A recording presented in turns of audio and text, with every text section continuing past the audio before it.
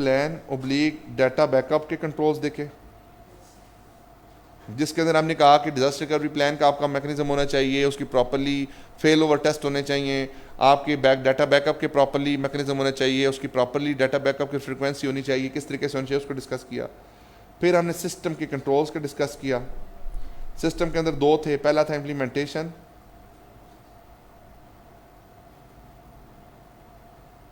और दूसरा था प्रोग्राम चेंजेस।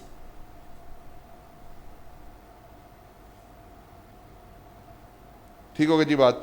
तो ये फिर इसमें दो फर्दर कंट्रोल आपने डिस्कस किए, आपकी इम्प्लीमेंटेशन के कंट्रोल्स और प्रोग्राम चेंजेस के कंट्रोल। इनको अंडरस्टैंड करना क्यों ज़रूरी है, इनमें प्रोसेसेस क्या होते हैं, इनमें स्टेप बाय स्टेप अप्रोच क्या होती है, वो भी हमने डिस्कस कर ली है। And this is all what is about the GITCs। अब ये GITCs हैं, इसमें से जो क्रिटिकल आपके एरियाज होते हैं वो एक्सेस राइट होता है, एक्सेस राइट में इम्प्लीमेंटेशन और प्रोग्राम चेंजेस होता है। ये आपके इतने ज़्यादा इंपॉर्टेंट नहीं होते, बेशक इंपॉर्टेंट होते हैं लेकिन इतने ज़्यादा इंपॉर्टेंट नहीं होते। अगर ये फेल भी हो जाएं, यानी कि अगर ये इम्प्लीमेंटेशन ठीक नहीं है या इनकी डॉक्यूमेंटेशन ठीक नहीं है, तो वी कैन नॉट कंक्लूड कि भाई हमारे के जो GITCs हैं वो इनफेक्टिव हैं। इस तरह से जो एक्सेस राइट हैं, इसमें अगर पासवर्ड की पॉलिसी अगर थोड़ी बहुत ही उसमें कोई हैंकिंग पैकी रह गई है, उसकी इम्प्लीमेंटेशन ठीक नहीं है, तो उसकी वजह से हम ये नहीं कहते GITCs इनफेक्टिव हैं। डोमेन अगर थोड़ी बहुत ऊपर नीचे कोई हो भी गई है तो उसकी वजह से हम इनफेक्टिव नहीं करते GITCs को, बल्कि हम रिलाई करते हैं। तो इसमें जो की क्रिटिकल है वो आपको सुपर यूज़र है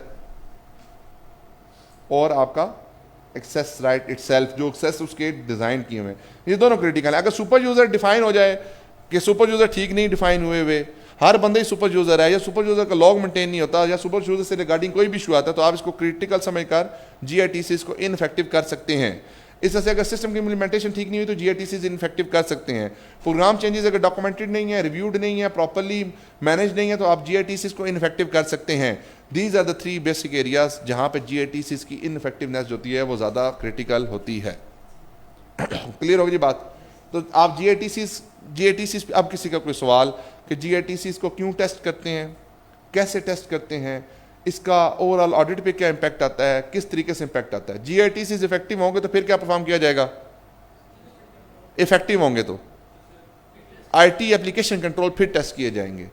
तो अब यहाँ पे अगर मैं कहता हूँ इफेक्टिव है तो अब किस पे चले जाएंगे हम, ITACs पे चले जाएंगे। और शुरू में जाएं तो उसमें 3 चीज़ें डिस्कस की थी हमने, क्या क्या थी जी, इनपुट, प्रोसेस और आउटपुट। इसकी एग्जांपल मैं देता हूँ छोटी सी, आपको ज़्यादा देर नहीं लगाऊंगा, 7:15 हो गए तो हमारे पास टाइम नहीं है अभी कंट्रोल। इसके बाद हमने कोड ऑफ एथिक्स भी करना और पास ओवर भी करना है, बस इसको 2-4 मिनट लगाऊंगा। अब बेसिकली सिस्टम के अंदर मुख्तलिफ एप्लीकेशंस होती हैं, लाइक सेल्स का मॉड्यूल है, लाइक परचेज का मॉड्यूल है, HR का मॉड्यूल है, आपकी जो क्या कहते हैं सप्लाई चेन का मॉड्यूल है, कोई भी किसी किस्म का मॉड्यूल हो सकता है। हर फंक्शन के अंदर एक सिस्टम है। जो आउटपुट देखें, आउटपुट क्या निकला।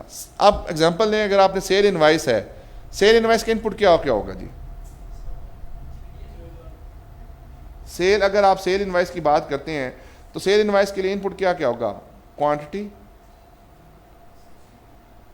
Rate, sale tax, income tax और क्या होगा जी, कस्टमर कोड। ये सारे क्या हैं, ये सारे इनपुट हैं। प्रोसेसिंग क्या होगी, रेट मल्टीप्लाई बाय क्वांटिटी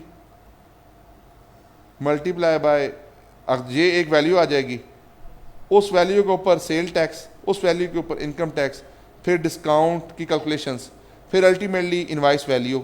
इससे निकलती है ना, अगर आप इनवाइस देखें, जितनी क्वांटिटी आपने परचेज की उसको रेट से मल्टीप्लाई करते हैं, टोटल वैल्यू आ जाती है। फिर उसमें सेल टैक्स का इंपैक्ट लेते हैं, फिर उसमें इनकम टैक्स की विदहोल्डिंग का इंपैक्ट लेते हैं, फिर अल्टीमेटली क्या आ जाता है, आपकी टोटल प्राइस आ जाती है, फिर उसमें कोई डिस्काउंट मिला तो वो माइनस हो जाता है, तो नेट प्राइस बन जाती है।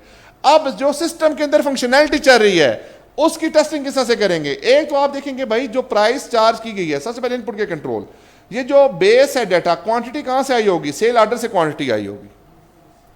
अब अगर द्राज एप्लीकेशन पे आप जाते हैं या किसी ऑनलाइन स्टोर से आप बाइंग करते हैं तो आप अपनी क्वांटिटी वहां पे इनपुट देते हैं और वहां पे ऑर्डर को देखें। आप सोचे किस तरह से करते हैं, आप वर्चुअल स्टोर को ओपन करते हैं, आप वर्चुअल इन्वेंट्री आइटम्स को एक्सेस करते हैं, अपने आइटम सेलेक्ट करते हैं कार्ट में, अपनी मर्जी की स्पेसिफिकेशन, उसकी क्वालिटी, क्वांटिटी, हर चीज़ आप ऐड करते हैं, अपने कार्ट में ऐड करके आप चेकआउट करते हैं। जब चेकआउट करते हैं तो आपकी कंफर्मेशन ईमेल आती है, उस कंफर्मेशन ईमेल का मतलब क्या होता है कि आपका ऑर्डर प्लेस हो गया। अब उसके बाद कंपनी के पास वो ऑर्डर की डिटेल किसी और सिस्टम से आ रही होगी। जाहिर बात है अगर मैं आप ऑर्डर को प्रोसेस अगर मैं इनवाइस बना रहा हूँ तो इनवाइस का प्रोसेस कहाँ से चला होगा? ऑर्डर के मॉड्यूल से चला होगा। तो मैं सिस्टम के अंदर मेरा जो इनपुट है वो ऑटोमेटिकली क्या करना चाहिए, वो ऑर्डर की जो क्वांटिटी थी वो ऑटोमेटिकली यहाँ पे आ जानी चाहिए जब इनवाइस बन रही हो। अगर आप आज किसी जगह पे आप खाना खाने जाएं किसी रेस्टोरेंट के अंदर, तो ऑटोमेटिकली जब बिल जनरेट होता है तो वो टेबल नंबर देता है तो बिल ऑटोमेटिक जनरेट हो जाता है ना, वो दोबारा तो नहीं उसमें चीज़ें बताता। तो ऑटोमेटिकली जो ऑर्डर पंच करवाया था उसके मुताबिक उसकी प्रोसेसिंग हो रही है। इस तरह से जब आपने वर्चुअल स्टोर के ऊपर जाके एक ऑर्डर अपने कार्ट में ऐड किया था, चेकआउट किया था, तो ऑर्डर प्लेस हो गया था। उसके बाद जो ऑर्डर की प्रोसेसिंग हुई, उसके बाद जब इनवाइस जनरेट करने की बारी आई तो क्वांटिटी का एलिमेंट कहाँ से आया? पिछले सिस्टम से आया। तो आप देखेंगे कि जनाब जो क्वांटिटी हमारी इस सेल इनवाइस में आ रही है, सेम क्वांटिटी हमारे ऑर्डर के अंदर भी आ रही थी या नहीं आ रही थी। फिर जो दूसरा इसमें रेट लगा है, अब जाहिर बात है रेट का जो इनपुट है वो किसने दिया होगा? सिस्टम के अंदर जो रेट होंगे उसकी कोई ना कोई मास्टर फाइल तो बनी होगी ना। वो मास्टर फाइल क्या होगी? जिसके अंदर पूरे के पूरी अप्रूव्ड रेट लिस्ट आ रही होगी, उस पर साइन स्टैम्प्ड होंगे। आप देख लेंगे भाई जनाब ये जो रेट हमारे इस इनवाइस के ऊपर लग रहा है, ये सिस्टम के अंदर भी रेट यही आ रहा है। इफ आंसर इज यस, तो जो सिस्टम के अंदर रेट आ रहा है, क्या इसके बैकएंड पे मास्टर फाइल के अंदर डाटा जो पड़ा हुआ है उसमें अप्रूव्ड रेट लिस्ट पड़ी हुई है या नहीं पड़ी हुई? वहां से आपने इसको टेस्ट कर लिया। मैं आपको ना तरीक़ाकार बता रहा हूं, मैं आपको इसके कंट्रोल के नाम नहीं बता रहा, मैं आपको तरीक़ाकार बता रहा हूं किस तरह से कर रहे हैं। फिर आप आए सेल टैक्स, तो आपने कहा सेल टैक्स लॉ के मुताबिक जो इसका रेट होना चाहिए था वो लगा या नहीं लगा, वहां से आपने चेक कर लिया। इनकम टैक्स में इनकम टैक्स का रेट देख लिया, डिस्काउंट को डिस्काउंट की पॉलिसी से मैच कर लिया, तो इनपुट को तो आपने कर लिया इंश्योर। फिर जो पूरे आपने इनवाइसेस इनपुट की थी, आपने उसकी जो बेसिकली देख लिया कि भाई मेरे पास जो मैनुअल बंच पड़ा था और जो ऑर्डर प्रोसेस हुए थे, दोनों का बैच टोटल मैच करता है या नहीं करता। बाइसेस मेरे पास देख ना, मैनुअल भी तो इनवाइसेस पड़ी होंगी ना, या मैनुअल डाटा पड़ा होगा, या पिछले सिस्टम का डाटा पड़ा होगा। पिछले सिस्टम से मुराद क्या है? ऑर्डर की जहां पे डिटेल पड़ी होंगी। तो जितने ऑर्डर आए हैं उसके अगेंस्ट इनवाइसेस जनरेट हो गई या नहीं हो गई? ऑर्डर की इंफॉर्मेशन मेरे पास इनपुट है बैच टोटल के लिए, और इनवाइसेस की प्रोसेस होना मेरे पास आउटपुट है। तो मैं इनपुट का आउटपुट के साथ बैच टोटल चेक कर लूंगा कि भाई टोटल जितना इनपुट किया तो उतना आउटपुट निकला या नहीं निकला। फिर दूसरी बात मैं क्या करूंगा, अब यहां पे प्रोसेसिंग की बात है। प्रोसेसिंग में क्या करेंगे? मैनुअल कैलकुलेशन को करके टेस्ट कर लेंगे। मैनुअल कैलकुलेशन क्या करेंगे भाई? रेट को क्वांटिटी से मल्टीप्लाई करें तो यही वैल्यू बनती है। उस रेट के ऊपर सेल टैक्स की परसेंटेज को अप्लाई किया जाए तो सेल टैक्स की अमाउंट भी यही बनती है। डिस्काउंट को अप्लाई किया जाए तो डिस्काउंट के भी ये रेट बनती है। तो आप मैनुअल कैलकुलेशन करके चेक कर लेते हैं कि जो सिस्टम की कैलकुलेशन है और जो मैनुअल कैलकुलेशन है वो दोनों मैच करती हैं या नहीं करती। या अगर आप सिस्टम के ऊपर ही रिलाई फर्दर करना चाहते हैं तो आप एक और मैनुअल कैलकुलेशन करेंगे और उसका डाटा सिस्टम के अंदर इनपुट करेंगे और उसके रिजल्ट को वहां से मैच कर लेंगे। वहां से आपको पता चल जाएगा कि सिस्टम की प्रोसेसिंग ठीक है या नहीं है। फिर आउटपुट के कंट्रोल्स हैं, जितने डॉक्यूमेंट आपने इनपुट दिए उतने आउटपुट निकला या नहीं निकला। फिर जो प्रोसेसिंग का रिजल्ट था उसके रिजल्ट आउटपुट के साथ मैच करते हैं या नहीं करते, आप उनको आपस में कंपेयर कर लेंगे। तो अल्टीमेटली आप क्या कर रहे हैं? इनपुट के कंट्रोल टेस्ट कर रहे हैं, प्रोसेसिंग के कंट्रोल टेस्ट कर रहे हैं और आउटपुट के कंट्रोल टेस्ट कर रहे हैं। यहाँ पे आप इंडिविजुअल एप्लीकेशन पे चले गए हैं। हर एप्लीकेशन में मुख्तलिफ किस्म के आईटी एप्लीकेशन कंट्रोल हो सकते हैं। हम नॉर्मली कंट्रोल जो कर रहे होते हैं, यही जो बातें मैंने बताई इस तरह से कंट्रोल टेस्टिंग हो रही होती है। एक ये कंट्रोल टेस्टिंग भी हो रही होती है कि same number is not given to the more than one customers, यानी कि आप एक कोड एक कस्टमर को ही दे सकते हैं। हर कस्टमर का कोड यूनिक होना चाहिए, क्योंकि आप किस तरह से आइडेंटिफाई करेंगे कि मिस्टर मुआज एक है या दो है या तीन है। अगर तीन मिस्टर मुआज के नाम से ही अकाउंट आ रहा है तो किसी ऑर्डर मिस्टर मुआज ए का होगा, ऑर्डर मिस्टर मुआज बी के अकाउंट में चला जाएगा। तो ये प्रॉब्लम वहां पे आ सकती है। फिर इस तरह से हम डुप्लीकेट का चेक करते हैं, सेम इनवाइस दो दफ़ा प्रोसेस ना हो जाए। सेम जो वो सिस्टम के अंदर फंक्शनलिटी क्या होती है, अगर एक दफ़ा आपको इनवाइस प्रोसेस हो गई है तो लॉक हो जाती है। अब दोबारा सेम इनवाइस को प्रोसेस करने की कोशिश करेंगे तो वो लॉक का बटन आ जाएगा, भाई आप इसको प्रोसेस नहीं कर सकते। तो हम ये हर एप्लीकेशन पहले हम समझते हैं कि मैनेजमेंट के अंदर सिस्टम क्या लगा हुआ है, उस सिस्टम के अंदर वही कंट्रोल्स कौन कौन से लगे हैं, GITCs, वो टेस्ट कर लेते हैं। फिर हम इंडिविजुअल एप्लीकेशन की अंडरस्टैंडिंग लेते हैं। इंडिविजुअल एप्लीकेशन की अंडरस्टैंडिंग में हम सारी बातें वही टेस्ट करते हैं, भाई फंक्शन किस तरह से करती हैं, इनपुट कहाँ कहाँ से आते हैं, डाटा प्रोसेसिंग कहाँ कहाँ पे होता है, आउटपुट क्या क्या निकलते हैं। उसके बाद फिर हम अपने कंट्रोल डिज़ाइन करते हैं और हम अपनी क्वेरीज देते हैं अपनी IT टीम को। अब इन कामों को करने के लिए फर्म्स के अंदर स्पेशलिस्ट होते हैं जो ये काम परफॉर्म कर रहे होते हैं। वो काम आपसे पूरा स्कोप लेते हैं वर्क का और उन स्कोप को टेस्ट करके बता देते हैं कि जो आपने स्कोप मांगा था उसका रिजल्ट या आउटकम क्या निकला है। तो वहाँ से आप अपने IT एप्लीकेशन कंट्रोल्स को टेस्ट कर रहे होते हैं। तो जो शुरू में डायग्राम बनाई थी कि पहले हम GITCs को टेस्ट करते हैं, फिर हम उसकी जो भी रिजल्ट निकलते हैं उसकी हम इफेक्टिव या इनफेक्टिवनेस को देखते हैं। अगर इफेक्टिव हो तो फिर आईटी एप्लीकेशन कंट्रोल को टेस्ट किया जाता है, और अगर आईटी एप्लीकेशन कंट्रोल आपके इफेक्टिव हो तो फिर सब्सटेंटिव प्रोसीजर्स आपके रिड्यूस हो जाते हैं जी। कंट्रोल्स के बारे में किस हद तक आपको अंडरस्टैंडिंग डेवलप होगी जी, क्लियर है जी। अब इसमें देखें, मैं फिर वो एक बात करूंगा कि अगर मैं किसी एक टॉपिक को भी ले लूँ ना तो उसके ऊपर 10-10, 12-12 घंटे की डिस्कशन हो सकती है। ये जो बातें मैंने की हैं इसके आगे फिर फर्दर इंप्लीमेंटेशन है, फर्दर इन्स एंड आउट है। तो मेरा नहीं ख्याल कि आपके लेवल के ऊपर इससे ज़्यादा इन्फॉर्मेशन चाहिए। ये जो बातें मैंने बता दी हैं, अगर इन बातों को रिटेन कर लेना, फिर जाके बुक को रीड करें, आपकी जितनी परेशानियाँ इस एरिया से रिगार्डिंग थी इंशाल्लाह ख़त्म हो जाएगी। ये जो स्टेप बाय स्टेप अप्रोच है ना, ये आपको क्लियर हो जाएगी भाई हमने किस तरीके से स्टेप बाय स्टेप अप्रोच को फॉलो किया। क्लियर जी। कंट्रोल्स वाले एरिया किसी का कोई इतराज़ है, कोई क्वेश्चन है तो डिस्कस कर सकते हैं जी।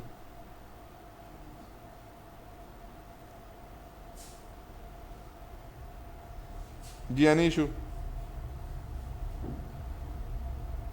नो इशू जी। तो जी जी ऊंचा बोलें थोड़ा। कंट्रोल पर रिलाय, देखें कंट्रोल पर रिलाय करके आप करेंगे क्या? अगर आप सिर्फ कंट्रोल टेस्टिंग करते, सब्सटेंटिव नहीं करते, तो आपने प्रोसीजर पूरे नहीं लगाए। You have not obtain sufficient appropriate audit evidences. Controls आपके सब्सटेंटिव को सपोर्ट करते हैं, स्टैंड लोन एविडेंस नहीं देते। आप ये कहें मैं सिर्फ कंट्रोल टेस्टिंग निकाले मुझे और करने की जरूरत नहीं है, तो ये गलत है, ऐसे नहीं हो सकता। ठीक होगी ये बात। ये आपकी अप्रोच बनाने के लिए, ऑडिट की अप्रोच बनाने के लिए आपको हेल्प बोर्ड करते हैं। आपकी अपनी जो सब्सटेंटिव की अप्रोच होती है उसको टेस्ट करने के लिए आपको हेल्प बोर्ड करते हैं, इससे ज़्यादा ये कुछ नहीं कर रहे होते। ना ही ये कोई आप कंट्रोल्स के ऊपर ओपिनियन दे रहे होते हैं। ये बात बड़ी आपको समझने की ज़रूरत है। डन होगी जी बात, क्लियर? ले जी आप इस टॉपिक को करते हैं कंक्लूड यहीं पे। अगर मैं इसको सम अप करूं तो हमने ओवरऑल मैनुअल कंट्रोल्स के बारे में भी डिस्कशन की, ऑटोमेटेड कंट्रोल्स के बारे में भी डिस्कशन की, हमने कंट्रोल्स की एक्टिविटीज़ को डिस्कस किया, कंट्रोल टेस्टिंग करने से पहले क्या क्या ऑडिट में प्रोसीजर होते हैं। फिर हमने मैनेजमेंट के पर्सपेक्टिव से सोचा कि जब कंट्रोल को डिज़ाइन किया जाता है तो फिर क्या क्या चीज़ें होती हैं। फिर उसके अंदर हमने प्रोसेस एक्टिविटी परचेज की डिस्कस की कि परचेज के प्रोसेस में क्या क्या बातें होती हैं। फिर हम आईटी कंट्रोल्स पे आ गए। आईटी कंट्रोल में फिर हमने काफ़ी डिटेल अपनी डिस्कशन की जो अभी हमारी कंक्लूड हुई। तो इस तरह से हमारा कंट्रोल वाला एरिया हो जाता है जी कंप्लीट। अब मेरा ख्याल है कि हम कोई 10 मिनट की ब्रेक ले लेते हैं। इसके बाद जो है ना हम जो है अपना अगला एरिया स्टार्ट करेंगे, उसमें हम कोड ऑफ एथिक्स की डिस्कशन करेंगे। कोड ऑफ एथिक्स जो है वो बेसिकली इस हद तक मैं आपको बता दूंगा कि पेपर में अगर कोई सवाल आ जाए तो आपने वहाँ पे परेशान हुए बगैर किस तरह से उसको मैनेज करना है। देखिए मैं फिर वही बात करूँगा कि मेरी अप्रोच बिल्कुल भी रट्टे वाली नहीं है। आप रट्टे से हट कर सोच कर करेंगे तो आपको बेनिफिट होगा। अगर आप रट्टे लगाने की कोशिश करेंगे तो आई बिलीव कि बड़ा मुश्किल होगा। ब्रेक लेनी है या कंटिन्यू करें? कंटिन्यू करें जी। ले जी कंटिन्यू करते हैं क्योंकि मुकाबला सख्त है जी और टाइम हमारे पास बड़ा कम है। ले जी मैं कोड ऑफ एथिक्स को शुरू करने से पहले आपको कुछ एक ट्री डायग्राम से दिखाना चाहता हूँ, ठीक है जी। एक चीज़ मैं बता दूं आपको कि जो आपके कोड ऑफ एथिक्स का एरिया आपके सिलेबस में इंक्लूडेड है वो 2 जगहों पे मौजूद है। वो कितने जगहों पे मौजूद है जी? 2 जगहों पे मौजूद है। एक आपका चैप्टर नंबर 2 है जी और एक चैप्टर नंबर 13 है। चैप्टर नंबर 2 में जो बेसिक इंफॉर्मेशन है वो आपकी जो क्लाइंट एक्सेप्टेंस से पहले के काम होते हैं। यानी कि अगर आपने क्लाइंट को एक्सेप्ट नहीं किया तो उससे पहले आपने क्या चीज़ें देखनी है, लाइक क्लाइंट को एक्सेप्ट करना, फॉर्म की कैपेबिलिटीज़ को चेक करना, फिर प्रीवियस ऑडिटर के साथ कम्युनिकेशन करना। तो वो मैटर आपके चैप्टर 2 के अंदर इंक्लूडेड है। That is also the part of the code of ethics. इससे पहले एक और एडिशनल फैक्टर भी था, लाइक जो आपने एडवर्टीजमेंट करनी होती है या आपने कोई जो मतलब बिजनेस पब्लिसिटी करनी होती है उसके रिगार्डिंग भी एरियाज इंक्लूडेड थे, लेकिन अब हमारे सिलेबस में से वो निकल चुके हैं।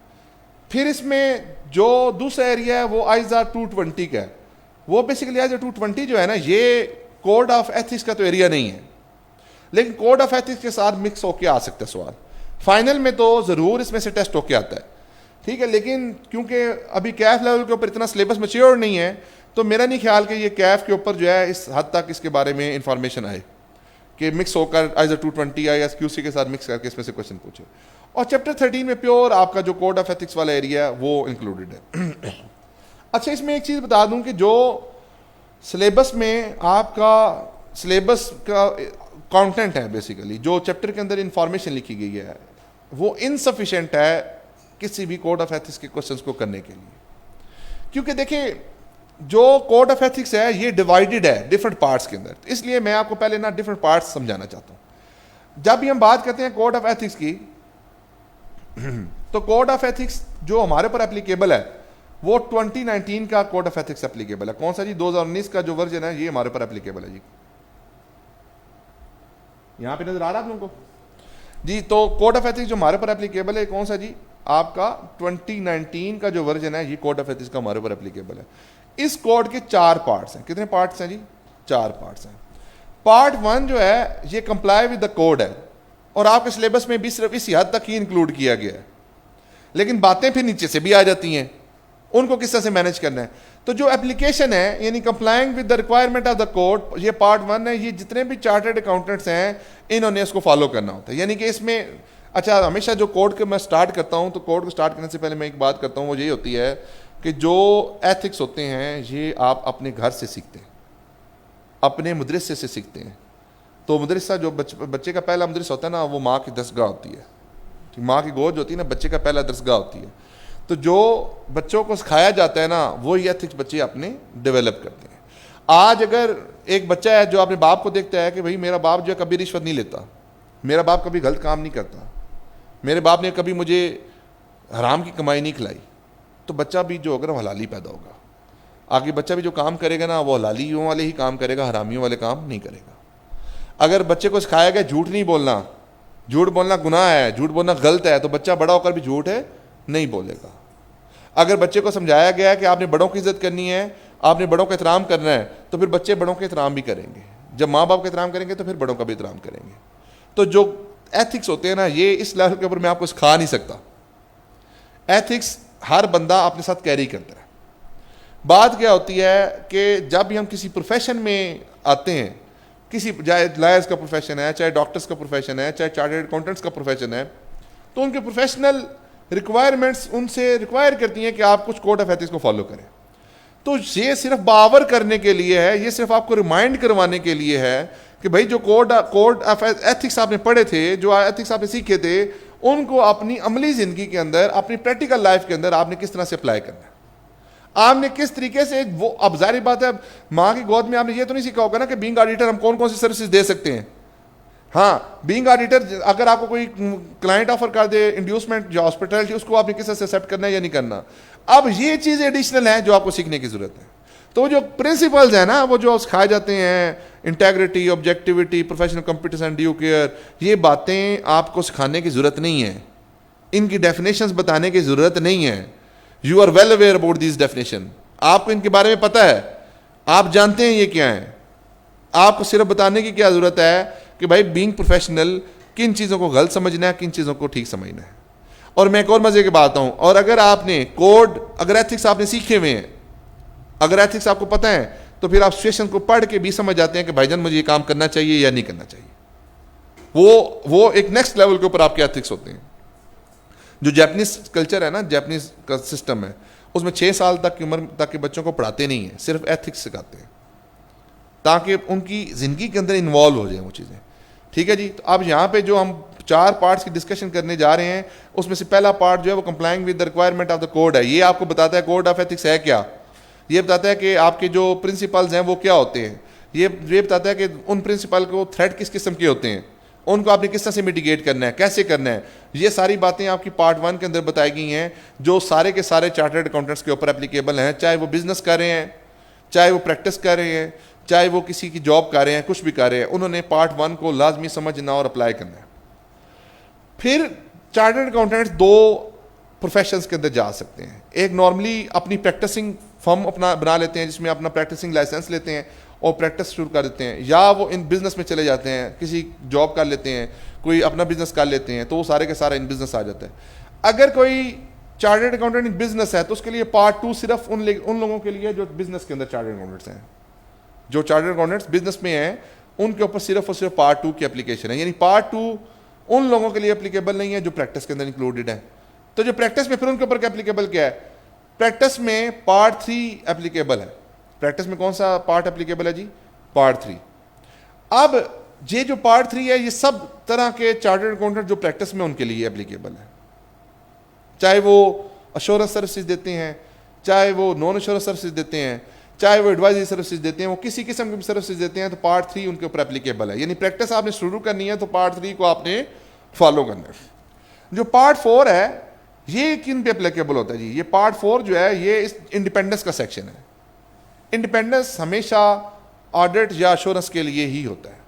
तो अगर आप पार्ट 4A यानी कि पार्ट 4 उनके लिए एप्लीकेबल है जो ऑडिट या अश्योरेंस की सर्विसेज देते हैं। इसके फिर 2 पार्ट हैं, पार्ट A और पार्ट B।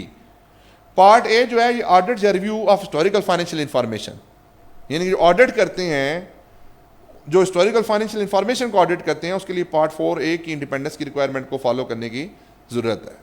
और अगर आप अदर एश्योरेंस एंगेजमेंट करते हैं लाइक जिसमें आप बेसिकली कैश फ्लो फोरकास्ट के ऊपर आप ओपिनियन देते हैं या लीगल कंप्लायंसेस आप ठीक तरीके से कर रहे हैं या नहीं कर रहे उसकी ओपिनियन देते हैं, तो ये आपकी अदर एश्योरेंस एंगेजमेंट में आती है। इसमें 4B आपका लगता है। तो ये आपकी एप्लीकेशन होती है। और कुछ नॉन एश्योरेंस सर्विसेज होती हैं। आपको याद होगा कि जब आप पढ़ते हैं अपना चैप्टर 2.1.1 और उसके साथ चैप्टर 15 आयकर की बुक में, तो उसमें चैप्टर 1 में उसने एश्योरेंस और नॉन एश्योरेंस सर्विसेज को डिवाइड किया हुआ है। एश्योरेंस में फिर उसने आपकी जो है वो ऑडिट रिव्यू को डिवाइड किया और फिर एक अदर एश्योरेंस एंगेजमेंट को डिवाइड किया। तो बीइंग ऑडिटर जो हमारे सर्विसेज हैं, या अगर आप अपना वो फ्रेमवर्क भी देखते हैं ना जो स्टैंडर्ड्स का फ्रेमवर्क है, उसके अंदर एक आईजाज होते हैं, एक ISAEs होते हैं, international standard on assurance engagement, एक होता है इंटरनेशनल स्टैंडर्ड ऑन ऑडिटिंग, एक होता है international standard on review engagement, ठीक है, एक होता है international standard on related services. तो ये 4 तरह की डिवीजन्स हैं। तो देखें अगर मैं साथ बुक को भी ओपन कर लूँ तो मैं, क्योंकि शायद आपको ये समझ इतने आसानी से ना आए, तो इसलिए मैं कैफ की साथ बुक भी ओपन कर लेता हूँ, मैं आपको दिखा देता हूँ।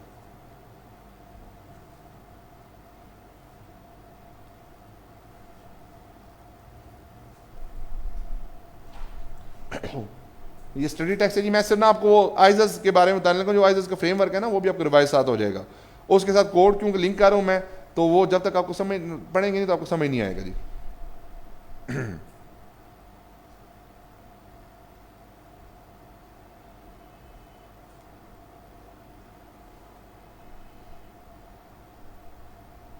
ये देखें जी, आपकी स्क्रीन के ऊपर देखें तो एक आ रहा जी इंटरनेशनल स्टैंडर्ड ऑन ऑडिटिंग, जिसमें कहता है in the audit of historical financial information. Historical financial information से मुराद क्या होता है? फाइनेंशियल स्टेटमेंट का जब ऑडिट करना है, फाइनेंशियल स्टेटमेंट्स का ऑडिट करना है, तो आपने किसके मुताबिक करना है? आइजस के मुताबिक करना है, इंटरनेशनल स्टैंडर्ड ऑन ऑडिटिंग के मुताबिक करना है। ये बात समझाइए आपको। जब आपने रिव्यू एंगेजमेंट करनी है, यानी लिमिटेड एश्योरेंस देनी है, आपने कौन सी लिमिटेड एश्योरेंस देनी है, नेगेटिव एश्योरेंस देनी है, तो फिर आपने ISRE को फॉलो करना है, international standard on review engagement को फॉलो करना है। In review of historical financial information, यानी कि हैं फाइनेंशियल स्टेटमेंट्स ही, लेकिन उनको आप क्या कर रहे हैं? रिव्यू कर रहे हैं। तो जब रिव्यू करते हैं तो आपने लिमिटेड एश्योरेंस देते हैं या नेगेटिव एश्योरेंस देते हैं, तो आपने किसको फॉलो करना है? International standard on review engagements को। ये बात समझ आइए आपको। फिर आता है international standard on assurance engagement, यानी कि आप एश्योरेंस आप दे रहे हैं, लेकिन एश्योरेंस हिस्टोरिकल फाइनेंशियल इंफॉर्मेशन की नहीं है, एश्योरेंस फाइनेंशियल स्टेटमेंट्स की नहीं है, बल्कि किसी और चीज की है। वो और चीज क्या हो सकती है? For example prospective financial information है। आप बैंक के पास लोन लेने जाते हैं, बैंक कहता है जी अपनी फाइनेंशियल प्रोजेक्शन बना के लाएं जो ऑडिटर से ऑडिटेड होनी चाहिए। तो जो प्रोजेक्शंस हैं वो फ्यूचर के ऊपर बनी है, वो हिस्टोरिकल नहीं है, तो उनको किसके मुताबिक आपने ऑडिट करना है? उनका आपने करना है ISAE के मुताबिक करना है, international standards on assurance engagement मुताबिक करना है। या फॉर एग्जांपल आप कंट्रोल्स के ऊपर आपको कोई ओपिनियन चाहिए, तो सर्विस ऑर्गेनाइजेशन के कंट्रोल्स होते हैं, आगे जाके फाइनल में इंशाल्लाह पढ़ेंगे। तो वो कंट्रोल्स के ऊपर जो एश्योरेंस एंगेजमेंट है वो किसके मुताबिक होनी है? ISAEs के मुताबिक होनी है। या फॉर एग्जांपल अगर आपको इंटरनेशनल कॉन्ट्रैक्ट आपने विन करना है, वो कहता है जी कि आप पहले ये मुझे कंफर्मेशन लेकर दें कि आप लेबर लॉज से कंप्लायंट विद हैं, तो अब लेबर लॉज की कंप्लायंस को इंश्योर करने के लिए एश्योरेंस एंगेजमेंट हो रही है, वो किसके मुताबिक होनी है? International standard on assurance engagement ISAE के मुताबिक होनी है। तो ये आइजा से डिफरेंट है।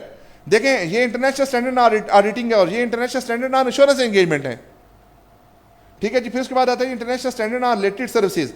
आपने चैप्टर 2 के अंदर ही देखा था, कुछ एश्योरेंस एंगेजमेंट्स होती हैं, कुछ नॉन एश्योरेंस एंगेजमेंट होती हैं। ये पहली 3 क्या हैं? एश्योरेंस एंगेजमेंट्स हैं, चाहे लिमिटेड है या रीजनेबल है, वो अलग बात है। ये जो international standard on related services non assurance engagements हैं। क्या है जी? Non assurance engagement. Non assurance में 2 काम होते हैं, एक आपकी होती है कंपाइलेशन और एक होता है एग्रीड अपॉन प्रोसीजर्स। एक क्या होता है कंपाइलेशन एंगेजमेंट, और दूसरी कौन सी होती हैं एग्रीड अपॉन प्रोसीजर्स। एक कंपाइलेशन होती है, दूसरी एग्रीड अपॉन। कंपाइलेशन में क्या होता है, आप मैनेजमेंट फंक्शन में होते हैं, आप उनको एक फाइनेंशियल स्टेटमेंट्स बना के दे रहे होते हैं। और एग्रीड अपॉन प्रोसीजर में क्या होता है कि सर्टेन प्रोसीजर्स हमारे मैनेजमेंट के साथ एग्री हो जाते हैं, हम उनको परफॉर्म करके उसके ऊपर एक रिपोर्ट दे रहे होते हैं। This both type of reports are included in international standard on related services which is non assurance engagement। अगर पेपर में सवाल आ जाए what is difference between the assurance and non assurance engagement, तो आप ये दो बेशक डिफरेंस वहां पर लिख दें कि जहां नॉन अश्योरेंस में हम ऑडिट और रिव्यू नहीं कर रहे होते, जबकि ऑडिट अश्योरेंस के अंदर हम ऑडिट या रिव्यू कर रहे होते हैं। ठीक है जी, यहाँ बेसिकली ये सबसे बड़ा एक मेजर डिफरेंस है। और अगर उसमें एग्जांपल पूछ ले तो आप कह दीजिए कि अगर हिस्टोरिकल फाइनेंशियल इंफॉर्मेशन को ऑडिट करना है तो आईएसएस के मुताबिक करेंगे, और अगर आपने एग्रीड अपॉन प्रोसीजर करनी है या कंपाइलेशन करनी है वो international standard on related services के मुताबिक करेंगे। और ये है जी international standard on quality control, ये सब पे एप्लीकेबल होते हैं। ये आपके बेसिकली क्वालिटी के स्टैंडर्ड्स हैं जिनको आपको फॉलो करना होता है। जी समझ आ गई आपको? आप देखें जो 4A है वो किस पे लगेगा, आप यहां बताएं। ये 1 2 3 4, इन 4 में से बताएं 4A किस पे लगेगा। 4A क्या है था, audit of historical financial information, उसकी इंडिपेंडेंस। 1 और 2 के ऊपर क्या लगेगा 4A। 4B किस पे लगेगा 3 पे लगेगा 4B। और 4 पे क्या लगेगा कुछ भी नहीं। 4 पे इंडिपेंडेंस की रिक्वायरमेंट का सेक्शन इंक्लूडेड नहीं है। ये बात समझ आ गई आपको? ये देखें अब आपका चैप्टर 2 के अंदर ये एरिया भी कंप्लीट हो गया। ये पहले इस तरह से पढ़ा हुआ था आप लोगों ने या नहीं पढ़ा हुआ? आइडिया है, अब आइडिया हो गया। अब आपको ये पता है एक हिस्टोरिकल फाइनेंशियल इंफॉर्मेशन का ऑडिट होता है, एक हिस्टोरिकल इंफॉर्मेशन का रिव्यू होता है, एक other than historical financial information का ऑडिट या रिव्यू होता है जो ISAE के अंदर होता है, एक नॉन एश्योरेंस एंगेजमेंट्स होती हैं जो international standard on related services के अंदर कवर होती हैं। ये आपका ब्रेकअप है, फ्रेमवर्क है जिसके मुताबिक आपको पता होना चाहिए।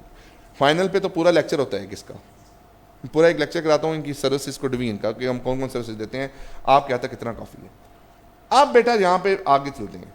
अब आगे जब चलते हैं तो उसमें क्या है, जब मैंने ये सब बताना था कि ये सेक्शन आपने अप्लाई करने हैं, अब बड़ा जो इंपॉर्टेंट पॉइंट है वो क्या है कि इसमें जो कोड का पहला पार्ट है वो उसको किस तरह से अप्लाई करना है। ये पार्ट 1 है जो आपके सिलेबस में भी है, उसको अप्लाई किस तरह से करना है।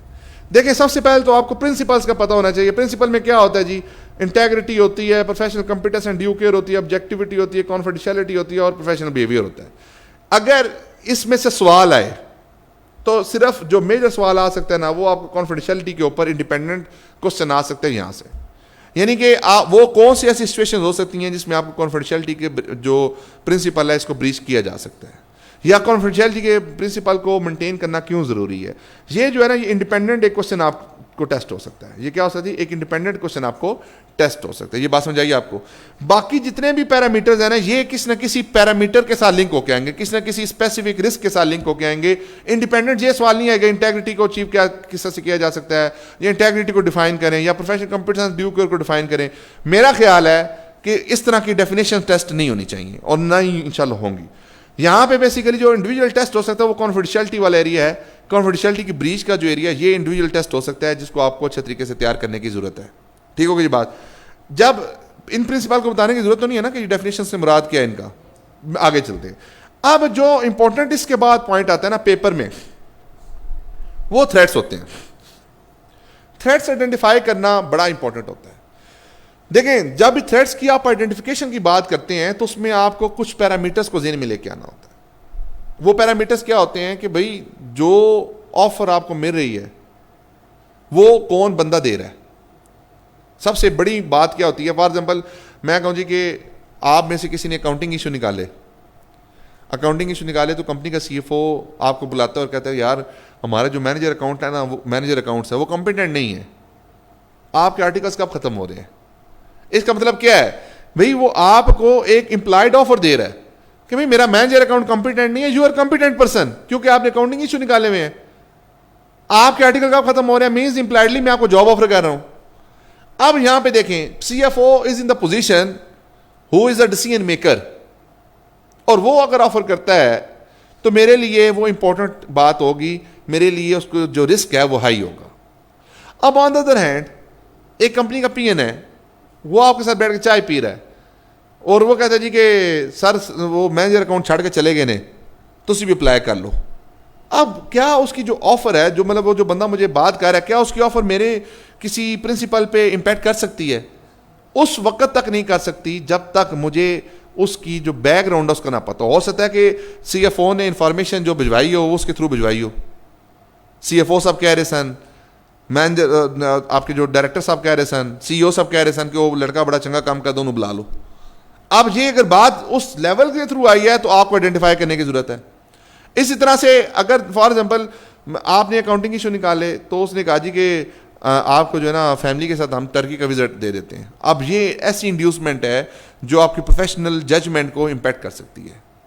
On the other hand for example के एक कंपनी का पीएन था, उसके साथ उसको आप आते जाते गाय बगाए कोई चीज़ दे देते थे, 50-100 रुपये दे देते थे, तो काफ़ी अरसे से देते आ रहे थे, तो वो खुश था आपसे।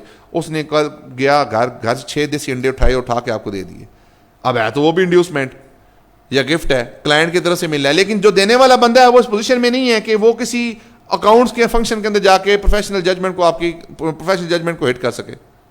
तो देने वाला बड़ा इंपॉर्टेंट है। फिर टाइमिंग इंपॉर्टेंट होती है भाई, जो इंड्यूसमेंट मिल रही है, जो ऑफर मिल रही है, उसकी टाइमिंग क्या है। अगर तो ऑडिट कंक्लूजन के ऊपर मिल रही है, जब आपने अकाउंटिंग इशू निकालने हैं, फिर सीएफओ ने ऑफर किया, तो फिर वो इंपॉर्टेंट ज्यादा है, उसको देखने की जरूरत है, उसको ड्रिल डाउन करने की जरूरत है। इसी तरह बेटा जो आपकी जितने थ्रेड्स होते हैं, उन थ्रेड्स की आइडेंटिफिकेशन के अंदर आपको जजमेंट का एलिमेंट भी लेके आना होता है।